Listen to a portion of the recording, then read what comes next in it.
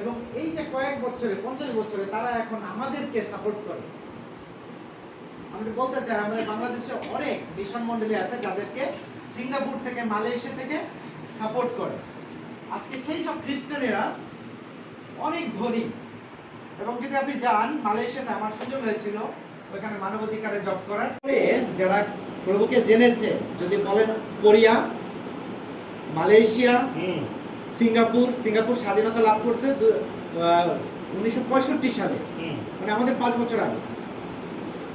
Singapore একসময় রিক্সা চলতো 3 চাকা 65 সালে, এবং এই যে কয়েক বছরে 50 বছরে তারা এখন আমাদেরকে সাপোর্ট করে। আমি বলতে চাই আমাদের বাংলাদেশে অনেক মিশন মণ্ডলী আছে যাদেরকে সিঙ্গাপুর থেকে মালয়েশিয়া থেকে সাপোর্ট করে। আজকে সেই সব খ্রিস্টানেরা অনেক ধনী, এবং যদি আপনি যান মালয়েশিয়াতে, আমার সুযোগ হয়েছিল ওখানে মানবাধিকারে জব করার 9 সাল থেকে 12 সাল। আমি দেখেছি প্রত্যেকটা খ্রিস্টান ব্যবসায়ী যারা মণ্ডলী, তাদের দামি দামি গাড়ি আছে, কোটি কোটি টাকা দামের গাড়ি। তারা প্রভুকে বেশি দিন জানে না, কেউ বললো 20 বছর, কেউ 15 বছর। কিন্তু আমরা অনেক ভাগ্যবান, আমরা আমাদের জন্মই খ্রিস্টীয় পরিবারে, তাই না? আমরা ছোটবেলা সানডে স্কুল করেছি, আমরা ইয়ুথ মিটিং করেছি।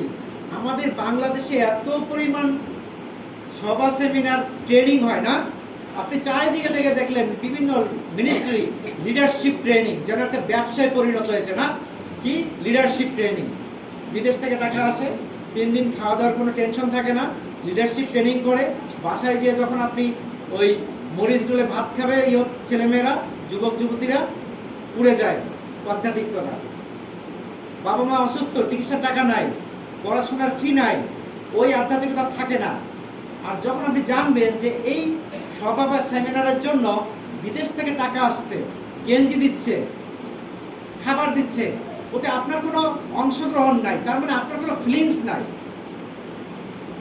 আপনার সন্তানের জন্য আমার ওইভাবে ফিলিংস হবে না যদি সে অসুস্থ হয়, তাই না? আমার সন্তান অসুস্থ হলে আপনার ওইভাবে ফিলিংস আসবে না। সুতরাং যখন কোনো প্রোগ্রামে, কোনো মিটিং বা কোনো কনফারেন্সে, কোনো মণ্ডলীতে আপনার অংশগ্রহণ নাই, সেই মণ্ডলীতে আপনার কোনো আগ্রহ নাই। যে মণ্ডলীতে বিদেশি টাকা দিয়ে বিল্ডিং তৈরি হয়, যে মণ্ডলীতে একটা বিদেশি টাকায় সেমিনার হয়, গেঞ্জি পান, আপনার কাজ কি? শুধু অ্যাটেন্ড করা। Is like a ministry business. আপনি অ্যাটেন্ড করছেন, আপনার মধ্যে কোনো ফিলিংস নাই। কিন্তু আমার সুযোগ হয়েছিল গত সপ্তাহে সুয়াগ্রামে, গোপালগঞ্জে কথা বলবার, বহুল বাক্য নিয়ে কিছুটা সময় আমি ওখানে 33 মিনিট কথা বলেছি। সেইখানে প্রত্যেকের অংশগ্রহণ আছে, প্রত্যেকের অংশগ্রহণ। যে 10,000 টাকা দিয়েছে, ওখানে প্রায়, আমি জানি একটা সেবক সমিতিতে প্রায় 2 লাখের উপরে খরচ হয়ে যায়, তাই না? কোনো 6 লাখও খরচ হয়। কিন্তু এই অর্থ কারণ একার নয়, কোনো বিদেশি টাকা নাই। প্রথমত কোনো বিদেশি টাকা নাই, এটা সবাই অংশগ্রহণের টাকা। কিভাবে? কেউ দিয়েছে যে কৃষিকাজ করে, সে দিয়েছে 200 টাকা। সে জানে তার 200 টাকা এই মিটিং সম্ভব না, তাই না? আবার যে ধনী, সে দিয়েছে 20,000, কেউ দিয়েছে 50,000। কেউ যদি 1 লাখ টাকাও দেয়, ওই 1 লাখ টাকা ওই সভা উঠবে না, সে জানে। তাহলে সবাই কি অংশগ্রহণ আছে? এবং সবাই জানে যে এটা আমাদের। সুতরাং সেখানে রিভাইভাল ছিল, সেখানে ইউনিটি ছিল, সেখানে সমস্ত মণ্ডলীর লোকেরা এসেছিল, কোনো ভেদাভেদ নাই। এখন প্রশ্ন হচ্ছে, আমাদের মণ্ডলীতে এই যে আজকে যে যত লোক, এত লোক একটা ভালো মণ্ডলীতেও নাই।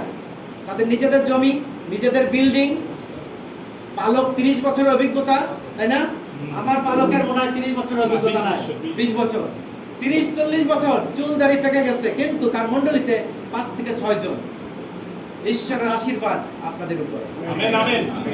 আমি বলতে চাই, এই মণ্ডলী, যেমন আপনারা মডেল থানা দেখেন না, মডেল থানা, আদর্শ থানা বলে, মডেল থানা, তাই না? এইটা হবে একটি আদর্শ মণ্ডলী বাংলাদেশে, যে মানুষ তাকিয়ে দেখবে। আমি বলতে চাই 200 বছরের ইতিহাস, আর সিঙ্গাপুরে 50 বছরের ইতিহাস, তাই না? তারা ধনী হয়েছে, কোরিয়া ধনী হয়েছে, মালয়েশিয়া ধনী হয়েছে। আপনারা সবকিছু জানি, তারপরে কোথায় যেন বাধা। আমি বলতে চাই যে আজকে এই মণ্ডলীতে যারা যারা উপস্থিত আছেন, প্রত্যেকে ভাগ্য পরিবর্তন হয়ে যাবে যদি শুধু আপনারা, আমার একটি বিষয়, আমি আগে 2টা 3টা বলতাম, দুইটা বিষয় সবার জীবনে থাকে, সবাই টুকটাক বাইবেল পড়ে, তাই না? সবাই টুকটাক প্রার্থনা করে, কিন্তু যে বিষয়টা আমাদের হৃদয়ে আঘাত আনে, পালক বারবার বলে, অধিকাংশ পালকদের দান দশমাংশ নিয়ে একটা কথা আছে। আপনারা কি জানেন কোন পদ? মালাকি 3 অধ্যায় 8 থেকে 10 পদ। এবং পালক শুধু এই দান দশমাংশ নিয়ে কথা বলে, কারণ কিছু পালক আছে স্বার্থপর, তারা শুধু চায় দান দশমাংশ দাও, কিন্তু আর কিছু বলে না। এবং তারা বলে দান দশমাংশ মণ্ডলীতে দাও, তার মানে নিজ মণ্ডলীতে। কেন নিজ মণ্ডলী? তার মানে আমাকে দাও, আমার মণ্ডলীতে, যেখানে প্রভুর আরাধনা হয়, যেখানে ওয়ার্শিপ হয়, যেখানে আপনি বাক্য পান, আপনি সেইখানে দান দশমাংশ। এটা এরকম না যে নিজ মণ্ডলীতে। এটা পালকরা ভুল ব্যাখ্যা দেয়, কারণ তারা বলে বাইবেলে লেখা আছে যে দান দশমাংশ নিজ মণ্ডলীতে দাও। আপনি ভাববেন না যে আমি ভুল ব্যাখ্যা দিচ্ছি। নিজ মণ্ডলীতে না, ওই সময় লোকেরা বুঝতো না কিভাবে তাদের দান দশমাংশ ব্যবহার করতে হয়, যে কারণে তারা মণ্ডলীতে আনতো এবং মণ্ডলী থেকে ডিস্ট্রিবিউট হয়ে যেত চারিদিকে। কিন্তু এখন মানুষ বোঝে, যদি বলে যে না না না ওইটাই করতে হবে, তাহলে বাইবেলে এরকম লেখা আছে মণ্ডলীতে মহিলারা কথা না বলুক পুলপিটে। তাহলে এখন অনেক মণ্ডলী আছে যেখানে মহিলারা পালক, তাই না? তাহলে কেন ওই দিনের কথা এখন বলে যে না ওই দিনের কথা ওরকম না, এই এখন চেঞ্জ হয়েছে। তাহলে দশমাংশ দেওয়ার বিষয়টাও চেঞ্জ হয়েছে, ওটা ওই সময় ছিল। এখন আপনি যেখানে প্রভুর আরাধনা, নিজ মণ্ডলীতে মানে কি, যেখানে প্রভুর আরাধনা হয়, ব্যাপটিস্ট, ক্যাথলিক বা সহভাগিতা বা এজি বলে কথা না, প্রভুর মণ্ডলীতে আনেন। প্রভু বলছে তোমার দান দশমাংশ আমার ভান্ডারে আনো, আমার ভান্ডারে, তার মানে মণ্ডলীতে। অনেক মণ্ডলী ভুল ব্যাখ্যা দেয়। আপনি যেখানে ওয়ার্শিপ হবে আপনি সেইখানে দান দশমাংশ দিতে পারেন। এখন বিষয় হচ্ছে কেন আমি নিজ মণ্ডলীতে দেব? কারণ অন্য মণ্ডলীতে যদি আপনি দান দশমাংশ দেন, তারা আপনাকে চেনে না, সবাই আপনাকে জানে না। সুতরাং নিজ মণ্ডলীতে আপনার জন্য কারা প্রার্থনা করছে? আমার পালক প্রার্থনা করছে, যে আমাকে চেনে। আমার বিশ্বাসীরা প্রার্থনা করছে, যারা আমাকে জানে। যখন আপনি দান দশমাংশ নিজ মণ্ডলীতে দিচ্ছেন, এই দান দশমাংশ কিসে ব্যবহার হচ্ছে? মণ্ডলীর উন্নয়নে, লোকদের উন্নয়নে। এবং লোকেরা যখন দরিদ্রতায় পড়ে, অসুস্থতায় পড়ে, তখন সেই তাদেরকে সাহায্য করছে। কিন্তু অন্য মণ্ডলীতে দিলে তারা আপনাকে চেনে না, জানে না। এই জন্য বাইবেল বলছে নিজ মণ্ডলী দাও। আমি ক্লিয়ার? কিন্তু এখন যদি আপনি নিজ মণ্ডলী থেকে দূরে থাকেন, কোথায় দিবেন? অনেকে বিদেশ থেকে, আমেরিকা থেকে টাকা পাঠায় দেয় না, ওয়েস্টার্ন ইউনিয়নে বা যে কোনোভাবেও নিজ মণ্ডলীতে, তারা দিচ্ছে, আশীর্বাদ পাচ্ছে। এখন আমার কথা হচ্ছে কেন আমি দান দশমাংশ দিব? এইটা কিন্তু একটা খারাপ লাগে। দান দশমাংশের প্রচার কিন্তু পালকরা করে, তাই না? আমার কিন্তু পালক বলে নাই কিছু, আমি ফিল করছি যে আমাদের অর্থনৈতিক উন্নয়ন দরকার। আমরা দরিদ্র, আমরা মধ্যবিত্ত, অল্প সংখ্যক কিছু লোক আছে। আপনারা কাজ করছেন, পরিশ্রম করছেন, হয়তো কোনো একটা চাকরি করছেন, টিচারি, সকালে যাচ্ছেন, সন্ধ্যায় আসছেন, হয়তো কোনো ব্যবসা করছেন, হয়তো যে কোনো কিছুর মধ্যে আপনারা যুক্ত আছেন, আর্নিং বা কি বলে এটারে, আয় রোজগার করার জন্য। এবং দেখবেন দিন শেষে একটা হতাশা, যেন আপনার বেতন আপনি কভার করতে পারছেন না আপনার সেই খরচের তুলনায়, আপনার পরিবার চলছে না, অসুস্থতা, প্রয়োজনের তুলনায় আপনার ইনকাম কম। এইসব দরিদ্রতা, এইসব অভিশাপ থেকে মুক্ত পাওয়ার জন্য আমরা অনেকেই জানি না করে আমাদের আসলে সিক্রেটটা কোথায় ধনী হওয়া। আমি অনেকভাবে ঈশ্বরকে পরীক্ষা করেছি, অনেকভাবে। শুধুমাত্র একটা জায়গায় লেখা আছে মালাকি 3 অধ্যায় 8 থেকে 10 পদের মধ্যে, যে তোমরা ঈশ্বর বলছে আমাকে পরীক্ষা করে দেখো। ঈশ্বরকে পরীক্ষা করা যায় না, কিন্তু এক জায়গায় ঈশ্বর বলছে আমাকে পরীক্ষা করে দেখো, আমি তোমাদের অপরিমেয় আশীর্বাদ করি কিনা। Amen, amen. আজকে সেই চ্যালেঞ্জ আমি দিতে চাই। প্রশ্ন হচ্ছে, আমরা বাংলাদেশে এই যে দান দশমাংশ, তাই না, 10 ভাগের 1 ভাগ, আমরা কেন আরেকটা ক্ষেত্রে আমরা দিয়ে থাকি বলেন তো? কিসে? সরকারি ট্যাক্স। আপনি যদি অধিক টাকা ইনকাম করেন, 70,000 টাকার উপরে মাসে, তাহলে অবশ্যই আপনাকে একটা টিন সার্টিফিকেট থাকতে হবে। এবং এই টিন সার্টিফিকেট একটা নাম্বার থাকে, এবং এটা বিদেশে যেতে গেলে অনেক মূল্যবান একজন নাগরিক হিসাবে। সরকারকে আমরা 15% ট্যাক্স দিই আমাদের ইনকামে, আমার ব্যবসা। আপনারা অনেকেই জানেন, আমি পরিচয় দিয়েছি আমি একজন ব্যবসায়ী, গার্মেন্টস ব্যবসা, এবং আমাদের লেদার আইটেমগুলো বিদেশে যেয়ে থাকে। পাশাপাশি যে অর্থ আমরা পাই সেটি দিয়ে আমরা পরিচর্যায় আমরা ব্যবহার করি। আমি বিভিন্ন জায়গায় বিজনেস ট্রেনিং দিই, দেশের বাইরে, সিঙ্গাপুরে, যেখানে মানুষ শুধু অ্যাটেন্ড করতে পছন্দ করে, তাই না? ফেসবুক মাথায় দেয়, আমরা অ্যাটেন্ডে যাচ্ছি। সেই বড় বড় কনফারেন্সগুলোতে আমি একজন বক্তা। আমি ফিলিপাইনে 22 দিন ছিলাম, 18টা কনফারেন্সে কথা বলেছি। আমি নেপালে যাই, ইন্ডিয়াতে যাই, বিজনেস এবং মিশনস নিয়ে কথা বলার জন্য। কিন্তু সেটা বড় বিষয় না। আজকে এই রুমের মধ্যে যারা আছেন, আমি আপনাদেরকে সেই চ্যালেঞ্জ দিতে চাই। গভর্নমেন্টকে যখন আপনি 70,000 টাকার উপরে যখন আপনার স্যালারি, তখন আপনাকে 3 ট্যাক্স দিতে হয়। এই ট্যাক্সের বিনিময়ে সরকার আপনার পরিবারের খবর রাখে না। সেই ট্যাক্সের বিনিময়ে সরকার আপনি অসুস্থ হলে দেখতে আসে না। সরকার বলে না যে তুমি আমাকে 15% ট্যাক্স দিয়েছো, তুমি আশীর্বাদ প্রাপ্ত হবে, এরকম বলে না। কিন্তু আমার ঈশ্বর বলছে, যদি তুমি দান দশমাংশ দাও এবং পরীক্ষা করে দেখো আমি তোমাকে আশীর্বাদ করি কিনা। Amen, amen. কেন আমরা দান দশমাংশ দেই? পুরাতন নিয়মে যখন কইন এবং হেবল এবং তারপরে অব্রাহম, তারা যখন কোনো শস্য থেকে ঈশ্বর তাদেরকে আশীর্বাদ করেছে, যখন তাদের ব্যবসা আশীর্বাদ করেছে, তাদের ভূমিকে আশীর্বাদ করেছে, তাদের সন্তানিতে আশীর্বাদ করেছে, তখন থেকেই তারা ঈশ্বরকে অগ্নিমাংশ, দশমাংশ দেওয়া শুরু করলো। এবং ঈশ্বর অদ্ভুতভাবে তাদেরকে আশীর্বাদ করেছিলেন। আপনারা জানেন ইয়োবের কথা। ইয়োবের 4,000, 3,000, 5,000 মেষ ছিল, গাভী ছিল, তাই না? ঈশ্বরকে শয়তান বলল যে তোমার এই ইয়োবকে আমি পরীক্ষা করব। কিন্তু ঈশ্বর জানতেন তার সন্তান কতটা তাকে ভালোবাসে, এবং একে একে সব কিছু নিয়ে গেল ইয়োবে। তার শরীরের উপর অসুস্থতা দিলেন, অসুখ হলো তার চামড়ায়, কুষ্ঠ রোগ হয়ে গেল, কিন্তু তিনি ঈশ্বরকে জলাঞ্জলি দেয় নাই।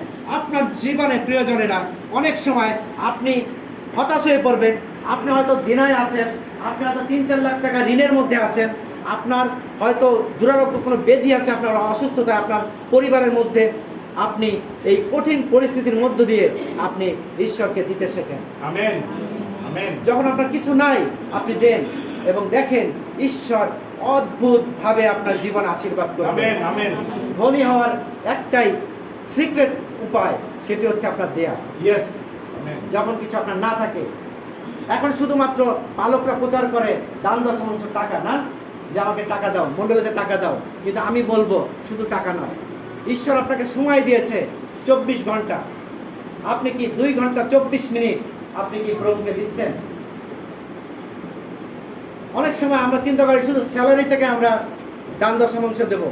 স্যালারি কত পাই? 30,000, তাহলে আমাকে 3,000 টাকা দিতে হবে। এটা অনেক কষ্টের ব্যাপার। 3,000 টাকা হয়তো আপনার কারেন্ট বিল হয়ে যাবে, 3,000 টাকা হয়তো আপনার 10 দিনের বাজার হয়ে যাবে, 3,000 টাকায় হয়তো আপনার অনেক কিছু, ছেলের বেতন হয়ে যাবে। কিন্তু আপনি আপনার অভিশাপ আপনি ব্লকেজ করছেন। কেন আমরা দান দশমাংশ দেবো? কারণ আমরা ঈশ্বরের রাজ্যের, যেভাবে গভর্নমেন্ট সরকার ট্যাক্স নেয় 15%, আমরা ঈশ্বরকে পরিবারের লোক, আমরা ঈশ্বরের কিছু দরকার নাই। আপনার এই অর্থে ঈশ্বরের প্রয়োজন নাই, কিন্তু ঈশ্বর চায় আপনার হৃদয় দেখতে, যে আপনি একজন ঈশ্বরীয় খ্রিস্টীয় পরিবারের আপনি কতটা ঈশ্বরকে ভালোবাসছেন। ঈশ্বর যদি আশীর্বাদ করতো, গণহারে আর কোনো গরিব থাকতো না, তাই না? কিন্তু কেন আজও আমরা খ্রিস্টীয় বিশ্বাসীরা আমরা গরিব, আমাদের অর্থ নাই, আমরা সাফার করছি? কারণ হচ্ছে একটাই, আমরা ঈশ্বরকে দিচ্ছি না। আপনি যদি আমাকে না চেনেন, আমি যদি আপনাকে না চিনি, কখন আমরা আর্থিক লেনদেন সম্ভব? আমরা দিব? ঈশ্বরের বাক্য বলছে আমার নিকটবর্তী হও, ঈশ্বরের নিকটবর্তী হও, তাহলে তিনিও তোমার নিকটবর্তী হবেন। তাহলে ঈশ্বরের নিকটবর্তী আমরা কিভাবে হব? আমাদের জীবনে প্রার্থনা থাকতে হবে। প্রতিদিন 24 ঘন্টা পাচ্ছি, শুধু টাকা নয়, 2 ঘন্টা 24 মিনিট আমি কি প্রভুকে দিচ্ছি কিনা বাক্য পাঠে, প্রার্থনায়? আমি শুধু বেতন নয়, একজন হয়তো আমাকে একটা লাভ গিফট দিল, আমি কি সেটারও দশমাংশ দিচ্ছি কিনা? আপনি হয়তো বলবেন আমি বেকার, আমার টাকা নাই, কিন্তু আমার কথা হচ্ছে আপনি যতটুকু পান সেটার উপরে আপনি কি দান দশমাংশ দিচ্ছেন কিনা? আপনাকে হয়তো কেউ গিফট করেছে, আপনি কোনো কিছু একটা হয়তো পেয়েছেন, জমি বিক্রি করার টাকা, সেটাও দশমাংশ দিয়েছেন কিনা? ঈশ্বরের জমির উপরে আশীর্বাদ করবে। আপনার ব্যবসার উপর আশীর্বাদ করবে, আপনার চাকরির উপর আশীর্বাদ করবে, আপনার পড়াশোনার উপর আশীর্বাদ করবে, আপনার ছেলে মেয়ের সেই সুশিক্ষায় অনেক বড় হতে সাহায্য করবে। আমি একটি গল্প বলে আমি আর কিছু কথা বলে শেষ করব। একজন ভদ্রলোক, তিনি ট্রাক চালাতেন ভারতে, উটিতে, এবং আমি যখন পড়াশোনা করতাম ইন্ডিয়াতে, আর সেই ভদ্রলোকের একটা চা বাগান ছিল, সেখানে আমরা প্রায় বসে থাকতাম বা ঘুরতাম। আর সেই দাদু, তিনি আমাকে বলছিলেন যে তোমরা আমাদেরকে দাওয়াত করেছিলেন, 10 জন আমরা ছিলাম স্টুডেন্ট, আমাদেরকে দাওয়াত করলেন এবং তার বাড়িতে আমরা গেলাম। তিনি আমাদেরকে পাজেরো গাড়িতে করে নিয়ে গেলেন এবং তিনি বলছিলেন তার জীবনের কথা, যে তিনি যখন ট্রাক চালাতেন তিনি 800 রুপি বেতন পেতেন, ছোট্ট একটা কুড়ে ঘরে তিনি থাকতেন, এবং তিনি 800 রুপি থেকে 80 রুপি তিনি বললেন যে আমার অনেক কষ্ট হতো 80 রুপি দিতে, কারণ 80 রুপি দিলে আমার 80 রুপিতে আমার 8 দিনের বাজার হয়ে যেত, সেই সময়ের কথা। কিন্তু আমি 80 রুপি বিশ্বস্তভাবে দিতাম। তার 6 ছেলে মেয়ে, তার বড় মেয়ে, ঈশ্বর এমন জ্ঞান দিয়েছেন যে সেই বড় মেয়ে সে ডাক্তার হয়ে গেল। তার স্কুলে কোনো বেতন লাগতো না, কারণ সে ফার্স্ট ক্লাস পেত এবং সরকার থেকে তার পড়াশোনা দিত। এইভাবে ধাপে ধাপে, আমি সংক্ষেপে বলবো, সেই একটা মেয়ে ডাক্তার হলো, 2টা মেয়ে ডাক্তার, একটা ছেলে ইঞ্জিনিয়ার, এইভাবে প্রত্যেকটা ছেলে মেয়ে ভালো ভালো এডুকেটেড হলো। এবং ঈশ্বর তার জীবন্তকালে 10 থেকে 12 বছরের মধ্যে তাকে একটা ডুপ্লেক্স বাড়ি, গাড়ি, চা বাগান। দেখেন, ঈশ্বর কারো কাছে ঋণী থাকেন না। Amen, amen, amen. আপনি যা দিবেন তার 10 গুণ ঈশ্বর ফিরিয়ে দেবেন। Yes, yes, yes. আমার নিজের জীবনে আমি দেখেছি, যখন আমি দান দশম অংশ দেই, ঈশ্বর আমাকে ডাবল দিচ্ছে। Yes, yes. যখন আমি 10,000 টাকা পর্যন্ত দান দশম অংশ দেওয়া আমার জন্য সহজ, কিন্তু যখন 10 লক্ষ টাকা প্রফিট আসে, 1 লক্ষ টাকা দেওয়া, হুম, এটা রক্তে মাংসের শরীরে এটা জটিল হয়ে পড়ে। আর যখনই আমি এটা দিতে কার্পণ্য করি, তখনই আমার জীবনে আবার অভাব চলে আসে। আপনাকে চ্যালেঞ্জ করতে চাই, এই মণ্ডলীর প্রত্যেক বিশ্বাসী ধনী হয়ে উঠবে, ধনী হয়ে উঠবে। আমি সে চ্যালেঞ্জ দিতে চাই। আমেন। প্রিয়জনেরা, কৃপণতা করবেন না। এই টাকা বালক খাচ্ছে কি, মণ্ডলীতে কি করছে, এটা আপনার দেখার বিষয় না। বিষয় হচ্ছে আপনি ঈশ্বরের টাকা আপনি নিজের কাছে রাখবেন না। yes. ইংরেজিতে বাইবেলে লেখা আছে রবিং, মানে ডাকাতি, এখানে আছে ঠকানো। হুম, ঈশ্বর কিন্তু বলে না তোমরা চুরি করছো। চুরি এবং ডাকাতি দুইটা ভিন্ন কথা। চুরি হচ্ছে এরকম যে আমি এই টাকাটা চুরি করলাম, কেউ দেখেনি, আমি চুরি করে নিয়ে চলে গেলাম আপনার ঘর থেকে, দেখেনি। কিন্তু রবিং হচ্ছে এমন একটা বিষয়, ডাকাতি, যেটা হচ্ছে আমি সবার সামনে দেখছে, অস্ত্র ধরে বা জোর করে আমি এটা চুরি করে নিয়ে আমি চলে গেলাম। আপনারা চিন্তা করেন রাস্তায়, আমরা হচ্ছে ডাকাত। ঈশ্বরের সামনে থেকে, ঈশ্বরের মণ্ডলীতে আমরা আসছি, আমরা ঈশ্বরের প্রশংসা করছি, গান করছি, ঈশ্বর দেখছেন, ঈশ্বরের উপস্থিতি, আমরা ঈশ্বরের সাক্ষাতে আমরা দান দশম অংশ আমরা পকেটে রাখছি। ঈশ্বর কিছু বলতে পারছে না, ঈশ্বর কিছু বলছে না, ঈশ্বর চুপচাপ দেখছেন। আপনার পকেটে ঈশ্বরের টাকা, আপনি ডাকাত। তার মানে কি ঈশ্বর চোর বলেনি যে আপনি ঈশ্বরের টাকা চুরি করছেন না, আপনি ডাকাতি করছেন। তার মানে ডাকাতরা কি করে, ছিনতাইকাররা কি করে, অস্ত্রের মুখে আপনার সামনে থেকে টাকা নিয়ে চলে আসবে, আপনি কিছু করতে পারবেন না। ঈশ্বরের আমরা ডাকাতি করছি, ঈশ্বরের টাকা আমাদের পকেটে রেখে আমরা অভিশপ্ত হচ্ছি। যে কারণে আমায় বারবার বারবার আমি যে কোনো মণ্ডলীতে যাই, আমার মনে হয় যে কেন যেন একই প্রচার আমার চলে আসে। কারণ আমি চাচ্ছি যেন খ্রিস্টীয় সমাজ আর্থিকভাবে Yes. বেড়ে ওঠে। Amen, amen. আপনারা যেন অর্থনৈতিকভাবে উপচিয়া দান করে। আমেন। আপনার ঘরে যদি আজকে একটা ছোট্ট ফ্রিজ থাকে, আমি চাই 1 বছরের মধ্যে আপনার ডাবল ডোরের ফ্রিজ হোক, যেটার দাম 1 লক্ষ টাকার উপরে। যদি আজকে আপনার একটা সাইকেল থাকে, আমি প্রার্থনা করি যে আপনার একটা মোটরসাইকেল হোক। যদি আপনার 1 তলা বাড়ি থাকে, আমি বলবো আপনি 2 তলা বাড়ি হোক। আজকে এই মণ্ডলী আমরা ভাড়া দিয়ে চলি, আমি সেই ভবিষ্যৎবাণী বলতে চাই। আমি বলছিলাম আজকে কাউকে বলি নাই, পালক বাবুকে, যে 8 থেকে 10 বছরের মধ্যে, এটা সহজ কথা না, সবার সামনে হঠাৎ করে হবে না। 8 থেকে 10 বছরের মধ্যে এই মণ্ডলীর একটি নিজস্ব ভবনে মণ্ডলী হবে। Amen, amen. Hallelujah. এই কথা আপনি লিখে রাখেন, এই কথা প্রভু বলছে, 8 থেকে 10 বছরের মধ্যে আপনাদের নিজস্ব একটি ভবন হবে। Amen. আমি বলেছিলাম কালকে রাতে, আমি হঠাৎ 11টার সময় আমি বললাম পালক বাবুকে, আপনি ঘুমিয়ে পড়েছেন? উনি বলছে যে না, আমি ঘুমাইনি, আমি ফিল করছিলাম। আমি বললাম যে একটা অ্যাকাউন্ট কি আপনাদের আছে মণ্ডলী? বলছে না, মণ্ডলীর লোকেরা জানে না কোথায় দিতে হবে। মণ্ডলীর লোকদের আমি বলবো পালক বাবুকে যে স্বপ্ন দেন, দর্শন দেন, কারণ লোকেরা জানে না কোথায় দিতে হবে, তাদের পকেটে টাকা আছে। আপনি সেই একটা ব্যাংক অ্যাকাউন্ট খোলেন, কালকে বলছিলাম তাকে, এবং তিনি বলছিলেন পালক বাবু যে হ্যাঁ আমরাও চিন্তা করছি তাই। আমি ব্যাংক অ্যাকাউন্ট খোলেন, ব্যাংকে 50 থেকে 60 লক্ষ টাকা এটা জমা হয়ে যাবে। Amen amen. এবং আমি বললাম যে আজকে আপনি সাফার করছেন প্রতি মাসে অর্থনৈতিক 80,000, 60,000, 30,000 টাকার জন্য, কিন্তু ঈশ্বর আপনাকে 50 থেকে 60 লক্ষ টাকা ব্যাংকে ডিপোজিট থাকবে, যেটা প্রতি মাসে যদি আপনি 1 লক্ষ টাকা খরচ করেন 3 বছরে 3 বারং 36 লাখ, তারপরেও টাকা থাকবে। সুতরাং 3-4 বছর আপনি নিশ্চিন্তে চলতে পারবেন। আর যখন আপনি 3-4 বছর আপনি নিশ্চিন্তে চলতে পারবেন, আপনার এই মণ্ডলী প্লেনের মতো গতিতে চলবে আমেন আমেন। এবং আর থেমে থাকবে না। এবং বিশ্বাসীরা আপনারা মনে রাখেন, আমি শুধু সেই চ্যালেঞ্জ অনুরোধ করছি যে ঈশ্বরকে ঠকাবেন না। আপনার দরিদ্রতার, আপনার আমার দরিদ্রতার মূল কারণ হচ্ছে দান দশমাংশ। আপনি দিয়ে দেখেন, আপনার যদি ভালো না লাগে মণ্ডলীর পালককে, আপনি অন্য মণ্ডলীতে দেন। আর আপনি যদি চিন্তা করেন যে কোনো মণ্ডলীতে আপনি আর দান দশমাংশ দেবেন না, আপনি আপনার পকেটের টাকা নিয়ে আপনি রাস্তায় ছুড়ে দেন। কিন্তু আমি বলবো যে দান দশমাংশ আপনার পকেটে রাখবেন না, আপনি অভিশপ্ত। মালাকি পুস্তক যদি থাকে কেউ পড়বেন, মালাকি 3 অধ্যায় 8 থেকে 10 পদ জোরে। Yes.